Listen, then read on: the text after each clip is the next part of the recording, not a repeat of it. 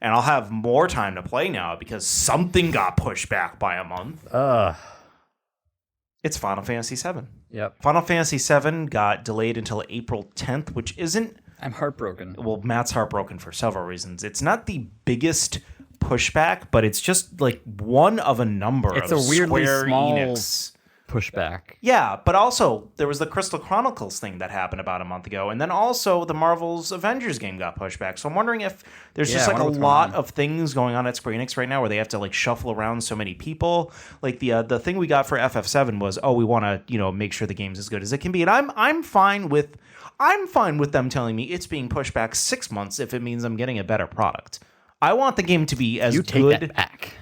Well, listen, I'm not the one who decided to take out vacation time around the release of the game. I waited so long. Yeah. They're going to push this back. Matt, you know what? It's only 2 months away. You don't deserve to say that. It's just a lot of questions. Like, it's like 2 months away. How much can they change in 5 weeks of just polishing? Polish, yeah. Yeah, Matt, seems like you don't deserve to be angry.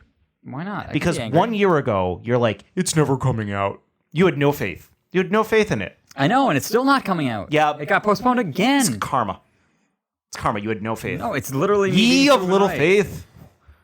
But yeah, it does. It does suck. It sucks because I did want to play it, and I was looking forward to March playing it because April had Cyberpunk, and my plan was, not that I'm, known for beating games very quickly, but my plan was to beat it and be done with it before Cyberpunk came out because I didn't want those two overlapping, and now they're 100% going to be overlapping. Yeah, that's the problem. Like, this time period was already pretty intense, but they just kind of made it, like, they squished it even closer to the point where we're getting on April 3rd, we're getting Resident Evil 3 Remake. April 10th, we're getting Final Fantasy X Remake. And then April 16th, we're getting... So 3 weeks. 16th or 17th, we're getting Cyberpunk. So we literally get within 14 days of each other the 3 games I'm most looking forward to this year. The 3 games that are... It's a good problem to have.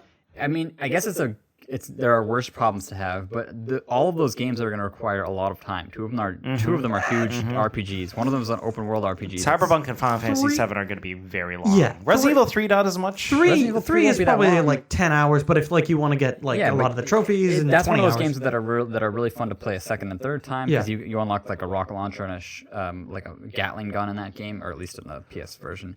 And then in addition to that, it comes with that resistance. So that's true. Who knows if that's going to be good? But that's going to be something you're going to want to go back to, but not if the next week, 7 days later, if Final Fantasy VII comes out. If all 3 of these games are coming out so close to each other, and I'm not even going to be picking up Resident Evil 3 day one, but considering that that's a remake, is that maybe the one that's going to fall to the wayside? Or are you going to try to like move in between all of these games at once? I know Dan's very excited for Resident Evil 3, much more than the other 2, maybe.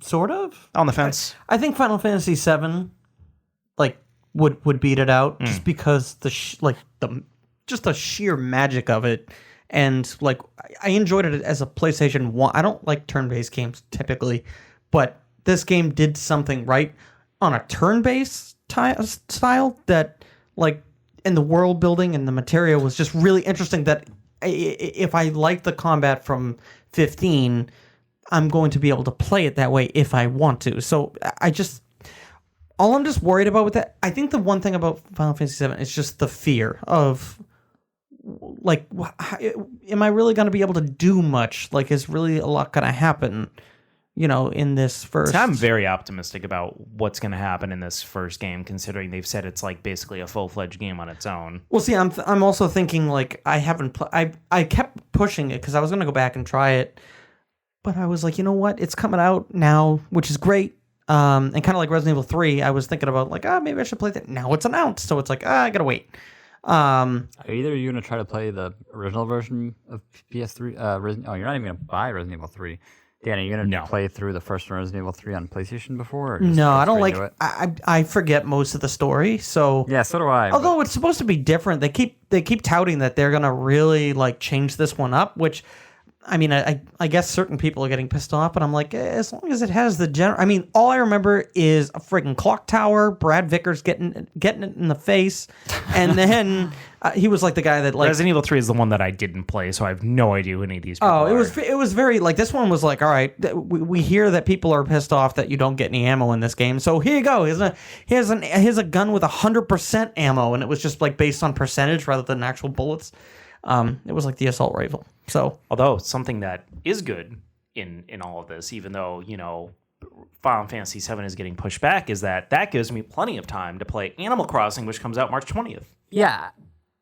Well, it comes out March 20th. Yeah, that's not even plenty of time. That's like but that's not a game. That's not a game you have to rush to beat. That game has a real time anyway, so it's like it's something a game that you kind of want to keep playing, right? Week after week. Yeah, but it's like a in-bed game. But at least like I can enjoy it without worrying like, oh my god, I could be playing Final Fantasy VII right now. Now I can just kind of enjoy it for what it is without worrying about what else I'm not playing, Yeah, I also wonder if there's any sort of danger of any of these games eating into the other, because we're all in kind of the fortunate position where I think I mean, even if you're not going to get it, you could technically afford to buy all three of them if you wanted to. I know I'm getting all of them. Dan's going to get all of them. Like, there's a lot of people that kind of just either because video gaming isn't their number one hobby like it is for us, or maybe they just don't have the money. They can't choose all three of these, so they have to choose one, especially because they're all coming out like, so especially if you're like a 16-year-old kid and you're 15, you're trying to convince your parents like you just had Christmas. You can't convince them like we used to do. Like, you won't be able to convince them to get 3 games like within 2 weeks of each other. Yeah, it's a little different. Of, like, you better mow the lawn every day or shovel snow. It's a little different than when we were kids, because when we were kids, you couldn't pre-order games like that. So I don't know how much things have changed. I remember pre-ordering a lot of games when I was a kid. You could pre-order games in like the 90s? Halo 2 was when I really learned about because I remember Halo 1 came out and it was really hard to get. And then Halo 2 was the big one. I remember going to Toys R Us and picking it up. Halo 1, I don't think they were expecting to be. I remember pre-ordering like the Tomb Raider sequels, like Tomb Raider 2 and 3 for original PlayStation when they were coming out. Really? Wow. Yeah. Because nowadays with especially with AAA titles, there's never really a short supply, is there? Oh yeah, only the big ones like Plague Tale: Innocence. Like if you were to pre-order that, there would probably be 1 or 2 shipped to a store. Oh wow. So yeah, those are the type of games. I mean, look at the Godzilla game for PlayStation 4, because it was so. It's like worth $116 used on. That did really poorly. It did poorly, right? But it's one of those games that it's so niche that only a few people wanted it. Yeah. So I remember like Deadly Premonition came out with like the PlayStation like director's cut version. I was the only one that pre-ordered it, and I think they sent like 2 to the entire store, and that's because I pre-ordered it. So you can imagine like a Target or something is going to get like maybe 3, 2, whereas like Call of Duty, they're just going to be like, all right, just rolling stock, just print them, like, here you go. Someone hotcakes. But yeah, so any of those unique, that's why Limited Run Game, they're a company that does like the physical release, but they do it for like smaller niche titles. Streets of Rage 4, they just announced is going to have a physical release, but the only thing with Limited Run Games is that they sell out so quick, and then the people that buy them do the same thing that they do with the SNES Classic and stuff. They just hike up the price. So that was one of the reasons I got that PC, because a lot of the games that people like hike up from Limited Run Games are like $1 on Steam. So it's like, why not just play it on Steam? So I know, Dan, I already asked this question to you, but you're kind of the person where if you got multiple games at once, you would usually cycle through them. Yeah, it depends. Like I said, regularly, depending on your mood. I think that's why with Astrobot I kind of fell off that a little bit, because I felt like Fallen Order was kind of doing that for me. Yeah. It was the platformer, and no. Matt is not like that though. Matt gets shit done immediately. So which one of these are you going to be playing? Does he though? Because I recall the past few. If they're too hard and I get frustrated and I get mad, then I stop. Or if it's a bad blame game. It on the game.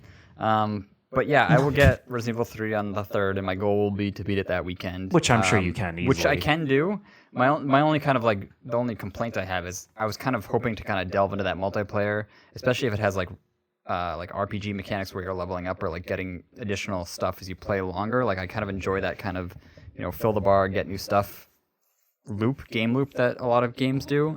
So if that is the case, then I probably won't be able to do as much of that as I want, because I'm assuming I'll at least beat the game once. I might not be able to unlock like all the stuff I would want to, because like when Resident Evil 2 came out, I beat it like 3 or 4 times. I'm not. How long did it take to do that though? It only took. First one was probably 12 hours because Yeah, you the didn't know first where. one was like 12, then 15 once you know hours. where everything. Then it was like 8 hours. Yeah. Then like It 6. was, yeah, like after you know you could skip all. It the was still a scenes. decent chunk of time, especially if you're considering like 7 days, including like those are work days. So I really only have one weekend to get like a good chunk of time in there. That's. I believe in you, Matt. I think you can do it. I think I can beat it. He'll once, destroy it. I'm just kind of bummed that I won't be able to kind of really delve deep into it I just- because Final Fantasy VII is definitely going to take priority Yeah, once that comes Final out. Fantasy VII is April 10th, and without looking it up, is Cyberpunk the 24th of April? No, I believe it's the 16th. 17th. 16th. 17th, 16th, yeah. I was really confident about So the it's- 24th. It's the 17th. literally 3 weeks in a Yeah, row. it's the so 3rd, the 10th, and the 17th. 3 Fridays in a So row. Yeah, my Friday, plan that's It's a is 2-week period. between now and April 10th, I'm going to be playing as many of the backlog as I have, and then Animal Crossing is going to come out, but Animal Crossing is just going to be like, hey, I'm on my way to bed, I'm going to play for a half an hour. Final Fantasy VII is going to come out, and I am basically shackling myself to that game. I will not put the Cyberpunk disc into my PlayStation until Final Fantasy VII is done.